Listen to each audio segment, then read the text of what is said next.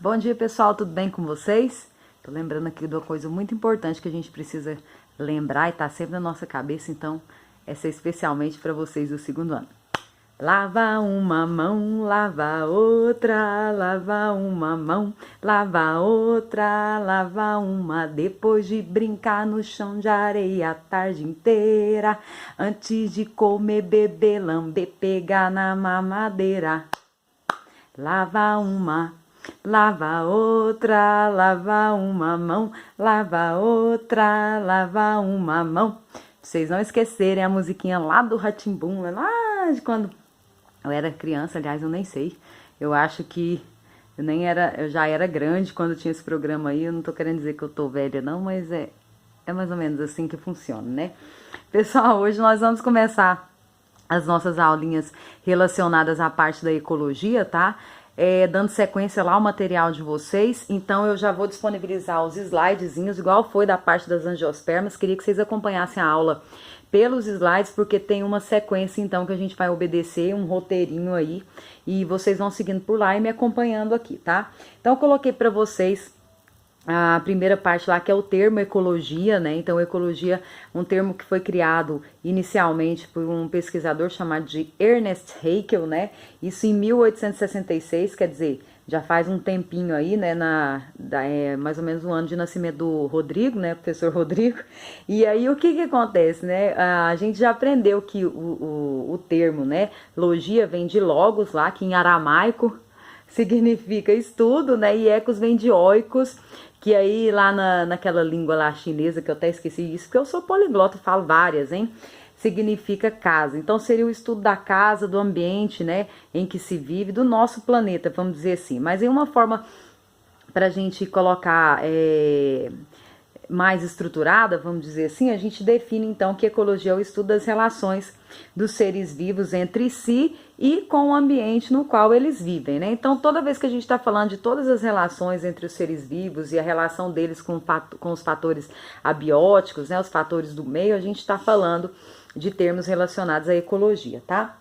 Na sequência aí dos slides, a gente começa a falar sobre os conceitos fundamentais em ecologia. Isso é uma coisa muito importante, viu, meninos, para vocês saberem, porque a temática de ecologia cobrada nos vestibulares, normalmente ela traz muita coisa relacionada à conservação, né?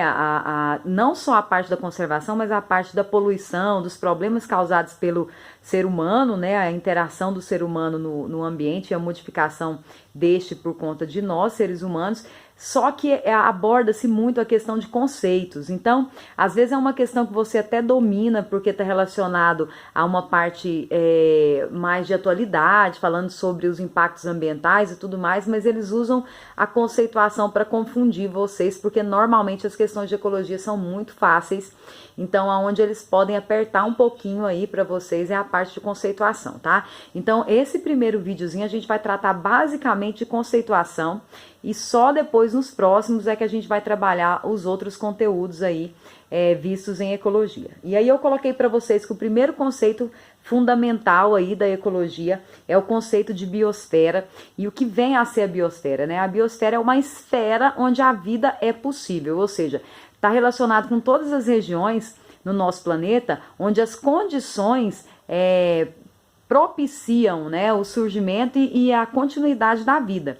Então, se numa determinada região a vida não consegue se instalar, ela não vai fazer parte, né, vamos dizer assim, dessa biosfera. E aí, por conta disso, a gente delimitou uma média, né, vamos dizer assim. Normalmente a gente coloca lá que a 7.000 metros de altitude, a 11.000 metros de profundidade, é possível encontrar alguma forma de vida.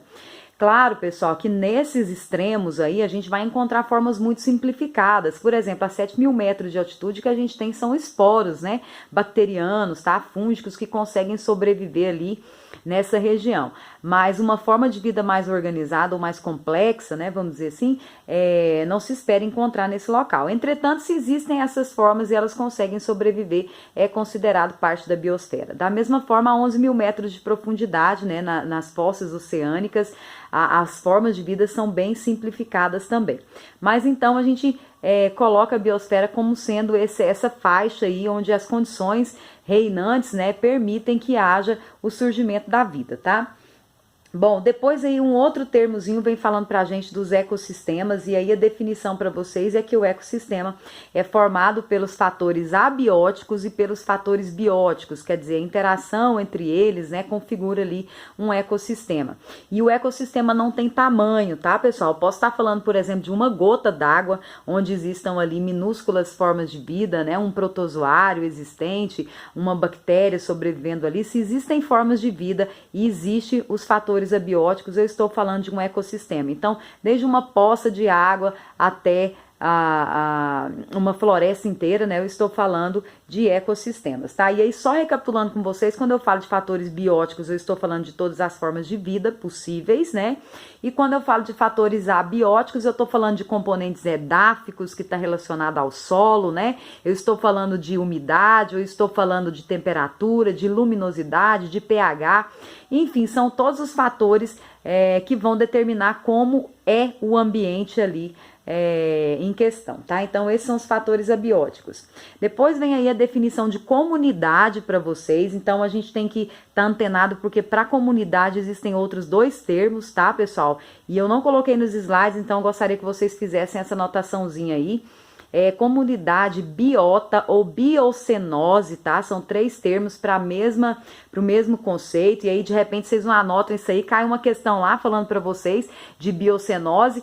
Eu nunca ouvi falar isso na minha vida, então anota isso aí para vocês não esquecerem, tá? Biocenose ou biota é a mesma coisa de comunidade. O que eu chamo de comunidade, né? É o conjunto de populações de espécies diferentes que vivem numa mesma região ali, no mesmo local, tá?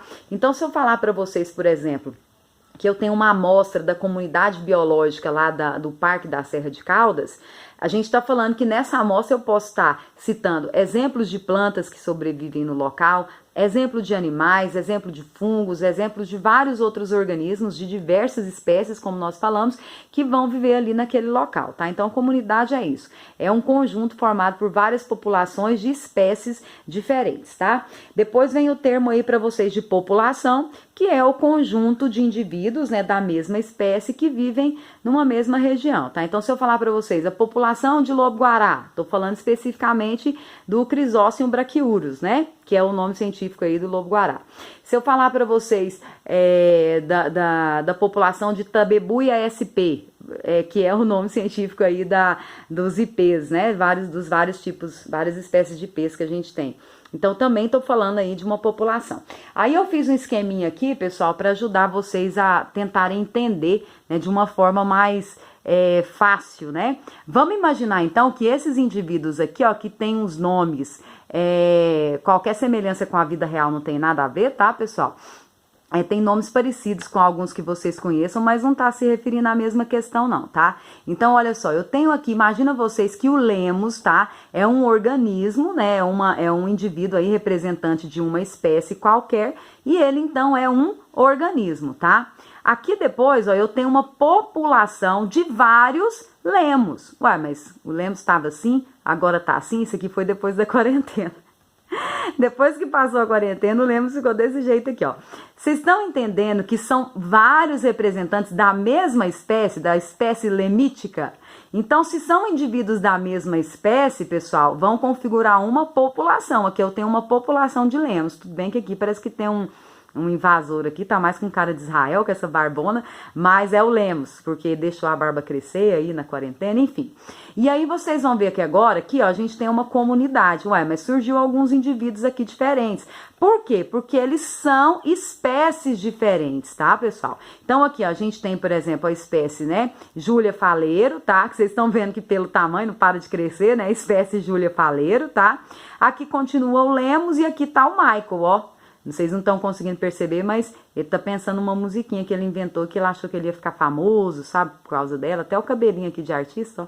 Enfim, como são indivíduos de espécies diferentes, a gente tá falando de uma comunidade, ou biota ou biocenose, tá? Então, olha, o indivíduo, um conjunto de indivíduos da mesma espécie, população, e um conjunto formado por vários indivíduos de diferentes espécies, né? Várias populações de diferentes espécies é uma comunidade, tá?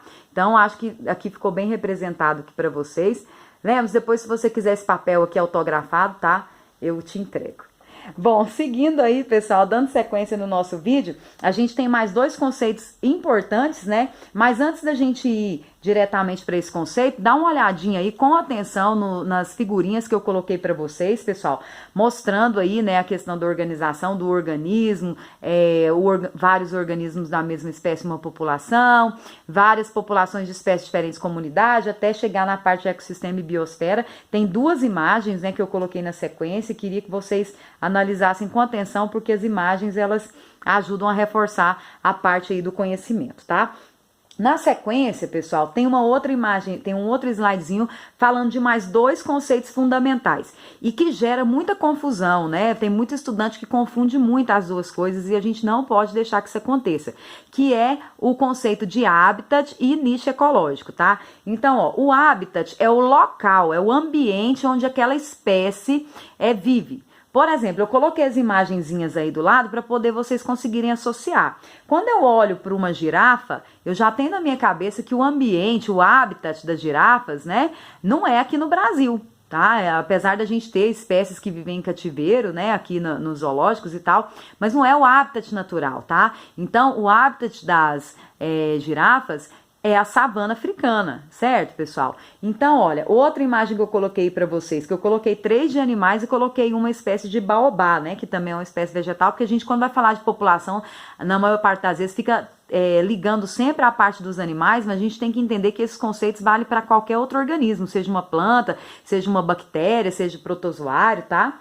Aí coloquei para vocês a foto aí do Israel, né, do pandinha aí, e aí também é outra imagem que também nos permite identificar o habitat, quer dizer, onde que a gente espera encontrar, né, essas espécies de pandas aí, na região da China, né, então o local onde a gente encontra. Os pinguins, né, nos polos, tá, coloquei para vocês também, e o baobá também, que é uma espécie vegetal para vocês entenderem que não se trata só da parte dos animais. Esse conceito de habitat está relacionado à região onde aquela espécie sobrevive. E a espécie, pessoal, ela sobrevive naquele ambiente porque ela foi selecionada a sobreviver. Quer dizer, ela possuía um conjunto de adaptações que permitia a ela sobreviver naquele local, tá? Então, por exemplo, vamos pensar no urso polar. O urso polar é um animal que tem uma manta de gordura extremamente densa, um pelo extremamente denso, né? A pele é toda negra, tá? Que é para poder reter calor. Ele tem um conjunto de adaptações que permitem a ele sobreviver naquele local, né? Então, o que acontece? A seleção natural ao longo dos anos selecionou essa espécie a sobreviver lá porque ela tinha as adaptações necessárias para sobreviver lá. Um animal desse não conseguiria sobreviver na região tropical, justamente por causa desse conjunto aí de características de adaptações que ele possui, né? O que torna ele adaptado ao ambiente frio, na verdade, torna ele desadaptável, né? Acabei de inventar essa palavra agora, não tô nem aí, a aula é minha, eu falo do jeito que eu quiser. Então, torna ele desadaptável a sobreviver num ambiente, por exemplo, quente, tá? Então aí a primeira coisa que a gente precisa gravar em relação a habitat é que as espécies estão totalmente adaptadas a sobreviver naquela região ali, e isso ocorreu porque eles foram selecionados de acordo com as características que eles possuíam, tá? E que os tornavam aptos a sobreviver naquele ambiente. E aí a outra definição do outro conceito que eu falei para vocês, que normalmente vocês confundem bastante, é a parte do nicho ecológico. Se o habitat é o local, o nicho é a forma de vida, né? O papel ecológico que aquele organismo desempenha, aquela espécie desempenha ali no ambiente, tá? Então, quando eu digo para vocês, por exemplo, que o gambá tem o hábito noturno, né? Que ele é frugívoro, né? Ou ele é onívoro, ele se alimenta também de outras fontes, não só a parte de frutas e tal. Então, eu estou falando do modo de vida da espécie, tá? E aí, quando eu falo do modo de vida, eu estou falando do nicho ecológico. Eu coloquei para vocês aí definição que isso está relacionado à moradia, ao local onde eles vivem, né? Que é parte que está relacionado com o habitat, mas não pode ser como que eu vou dizer, não é estrito a essa particularidade. Então, se eu digo para vocês que eles vivem na copa das árvores, né, eu estou dizendo o local da moradia, mas na copa das árvores de qual ambiente, né? E aí sim seria o habitat, tá? As estratégias de sobrevivência que eles adotam, né, a parte da alimentação, parte de corte, como que eles se reproduzem, tudo isso está relacionado ao nicho ecológico dessa espécie. Beleza, gente? Então, ó, saindo desses conceitos aí, vem uma outra questão muito importante, porque como as espécies interagem entre si, foi isso que a gente usou para definir a parte de ecossistema lá, que tem relação com a interação entre os organismos vivos e entre eles e os fatores abióticos. Então a gente precisa entender que várias espécies podem conviver no mesmo ambiente, né? E aí a gente vai falar agora sobre a questão do princípio da exclusão competitiva ou princípio de Gauss. Gauss foi um pesquisador que queria entender como que duas espécies, né, tendo o mesmo nicho ecológico e vivendo no mesmo ambiente, iriam se comportar. Então, a primeira coisa que a gente precisa entender com relação a esses experimentos, pessoal, é que ele deixou bem claro que as espécies tinham que viver no mesmo habitat, mas também tinham que ter o mesmo nicho ecológico. Porque pensem comigo, se eu vivo no mesmo ambiente que uma outra espécie, mas a forma como eu exploro o ambiente é de maneira diferente, então não há necessariamente que haver competição entre a gente, tá?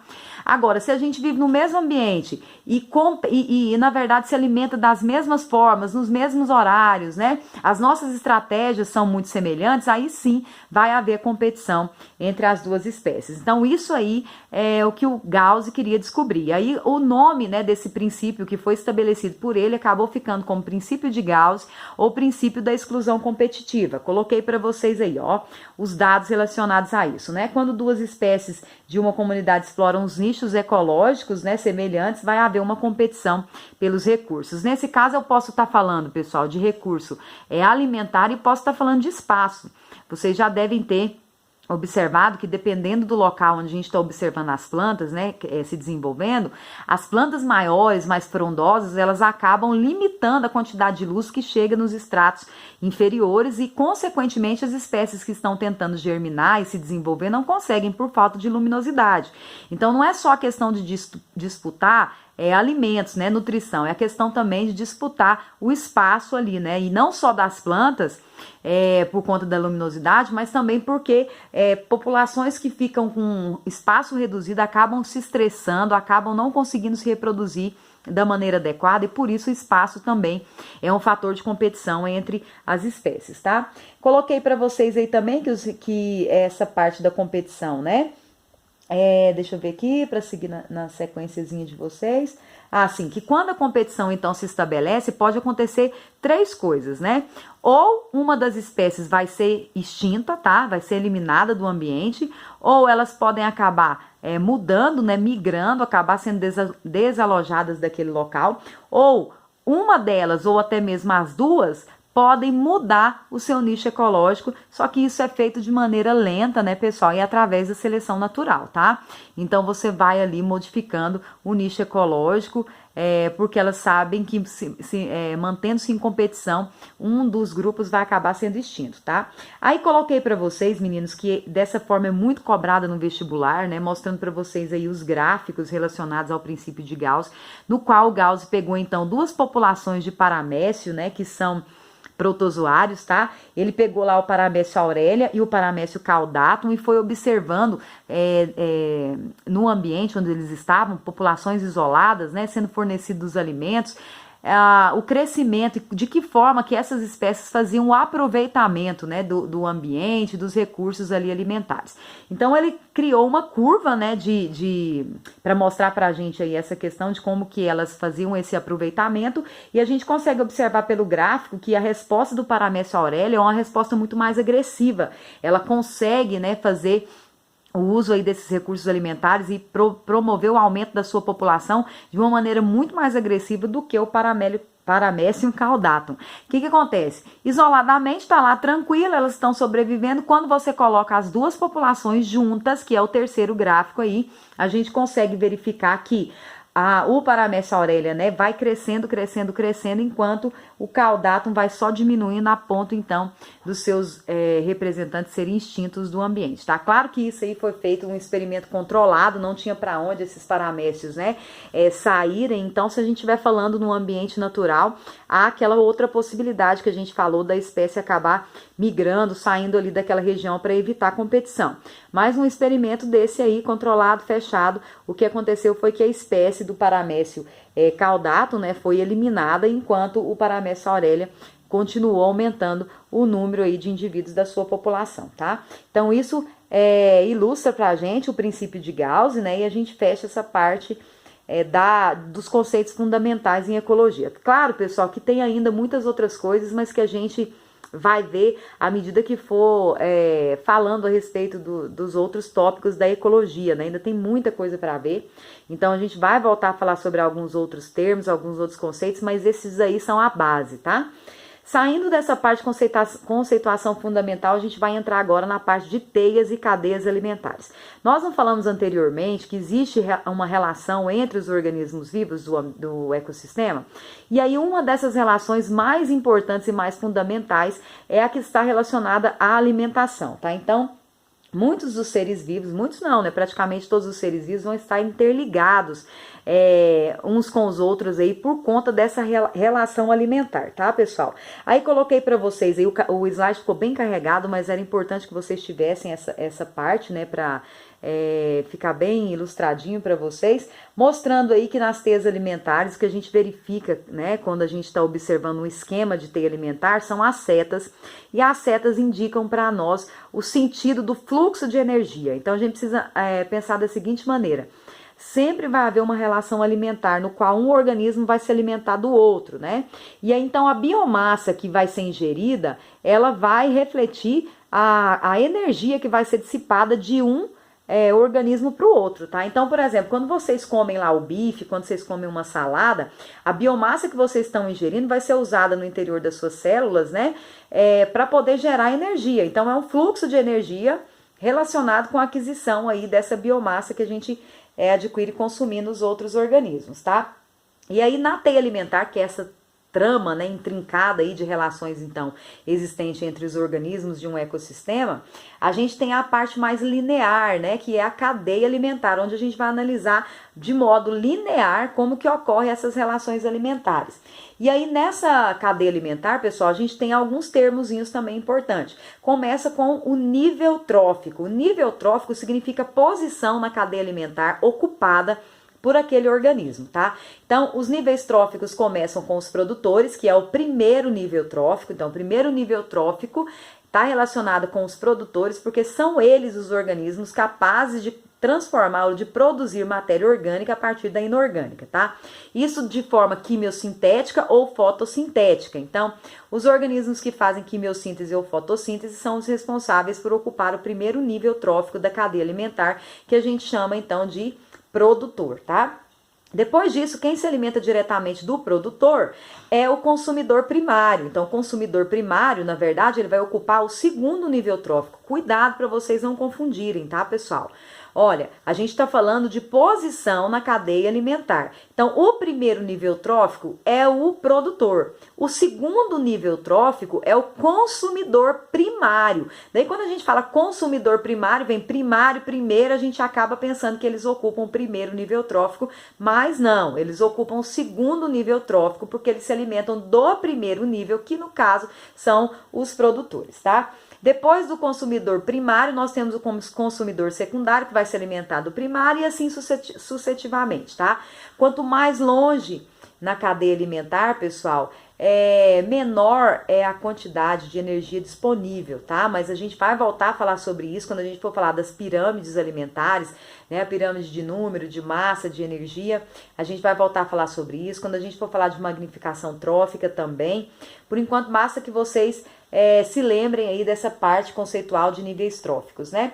E aí um outro nível que a gente precisa acompanhar, mas que acaba não entrando, né, nessa parte de nível, qual o nível que ocupa, porque na verdade ele ocupa todos os níveis, vamos dizer assim, são os decompositores. O decompositor é o organismo responsável pela ciclagem da matéria orgânica, né? Ele vai devolver para o ambiente a matéria que estava ali presente no corpo desses organismos da cadeia alimentar. Então, por exemplo, o decompositor ele não vai acontecer, não vai atuar só no último nível, não é lá, consumidor primário, secundário, terciário, quaternário e aí decompositor. Não, pessoal. Os decompositores atuam em qualquer um dos níveis. Por exemplo, quando uma moita lá de braquiária morre, tá? Quando ela tá lá arrancada, né, do solo e ela começa a se decompor, ela vai sofrer a ação de um decompositor e ela pertence ao primeiro, essa planta pertence ao primeiro nível, como a gente falou. Então, o decompositor pode decompor tanto organismos pertencentes ao primeiro nível trófico como ao último, né? Os principais responsáveis pela degradação dessa matéria e a ciclagem dessa matéria orgânica, como a gente está falando, são os fungos e as bactérias, tá? Então, eles são considerados saprófagos, né? São organismos que vão degradar essa matéria orgânica e eles não estão fazendo isso porque é bonitinho ou porque eles estão querendo fazer favor pra gente ou ajudar aí em termos ecológicos, né? Não é isso, pessoal. Eles usam essa degradação porque eles estão absorvendo os nutrientes para a sua própria sobrevivência, tá? E a consequência disso, obviamente, é que a gente acaba reciclando a matéria, tá? Mas não é que eles estão fazendo isso porque eles querem ajudar, nada disso. Isso a gente precisa ter bastante certinho na nossa cabeça, que isso faz parte do processo de nutrição desses fungos e dessas bactérias, tá? Então, eles se nutrem decompondo essa matéria desses organismos e acabam que, por tabela, reciclam ou ciclam os nutrientes ali que estavam contidos, né, as moléculas que estavam contidas ali no corpo daqueles organismos vivos, tá? Bom, na sequência aí, pessoal, coloquei para vocês uma imagenzinha também, mostrando aí um exemplo de cadeia alimentar terrestre e uma cadeia alimentar aquática, tá? Então, na cadeia alimentar terrestre, tá mostrando para vocês aí os fungos, né? Todas as setas convergem para os fungos, para que vocês entendam que eles são os organismos decompositores, né? E na parte da cadeia aquática não tem a presença dos fungos, eu não coloquei para vocês, mas existem as bactérias ali naquele local, né? No esqueminha aí não está sinalizado, mas existem os organismos decompositores também do ambiente aquático, tá?